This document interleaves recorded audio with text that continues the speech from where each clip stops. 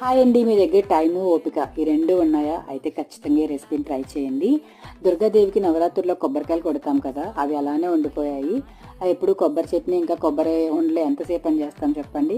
అందుకని చెప్పి ఇలా కొత్తగా ట్రై చేశాను. ఏం లేదు, ముందుగా కొంచెం పెసరపప్పును తీసుకుని లైట్ గోల్డెన్ కలర్ వచ్చే వరకు ఫ్రై చేసుకోండి. దాన్ని మిక్సీ జార్లో వేసుకొని మిక్సీ పట్టేసుకోండి బరకగా.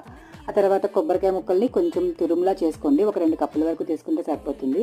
అందులోనే మనం చేసుకున్న పొడి, ఇంకా కొంచెం బెల్లం, యాలకులు, కొంచెం వాటర్ పోసుకుని ప్యూరీలాగా చేసుకోవాలి.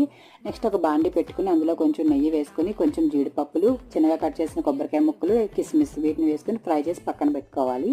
తర్వాత ప్యూరిని కూడా ఆ నేతిలో వేసేసుకొని ఇలాగా తిప్పుతూ ఉండాలన్నమాట, లేకపోతే అడుగు పట్టేస్తుంది. మధ్య మధ్య నెయ్యి వేసుకున్నామంటే అది వేగేసరికి పాత్రను వదిలేస్తుంది అనమాట. ఇదే కొంచెం ఎక్కువ టైం పట్టింది, దగ్గర ఒక 40 మినిట్స్ వరకు పట్టింది.